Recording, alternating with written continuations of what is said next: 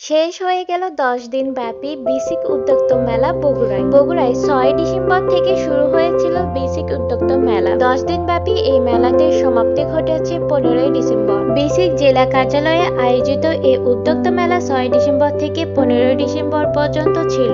এইবারের এই মেলাটি হয়েছিল মোহাম্মদ আলী হাসপাতাল মাঠে। বেলুন ও পায়রা উড়িয়ে প্রধান অতিথি হিসেবে মেলা উদ্বোধন করেন বগুড়ার জেলা প্রশাসক হোসনা আফরোজা। বিসিক জেলা কার্যালয়ের ব্যবস্থাপনা পরিচালক মাহফুজুর রহমানের সভাপতিত্বে উদ্বোধনী অনুষ্ঠানে বিশেষ অতিথি ছিলেন জেলা পুলিশ সুপার জেদান আল মুসা, জেলা বিএনপি সভাপতি রেজাউল করিম বাদশাহ, বিসিক পরিচালক মীর শাহে আলম, জেলা চেম্বার অব কমার্স ইন্ডাস্ট্রির ভারপ্রাপ্ত সভাপতি মোহাম্মদ সাইরুল ইসলাম, জাতীয় ক্ষুদ্র ও কুটির শিল্প সমিতির সহসভাপতি কবির আহমেদ। এইবারে বিশাল পরিসরে এই মেলাটিতে মোট 75টি স্টল দেখা গিয়েছিল। এছাড়াও মেলাতে ছিল শিশুদের বিনোদনের জন্য বিভিন্ন রাইডস এবং খাবারের দোকান। আরেকটি চমৎকার বিষয় ছিল এবারের এই মেলাতে প্রবেশের জন্য ক্রেতাদের কোনো টিকিট কাটতে হয়নি। এবারের মেলায় উদ্যোক্তারা তাদের জিনিসপত্রের দাম সম্পর্কে বেশ সচেতন ছিল এবং ক্রেতারা খুব বেশি সন্তুষ্ট ছিল। মেলায় এবারে সবচেয়ে বেশি ভিড় লক্ষ্য করা গিয়েছে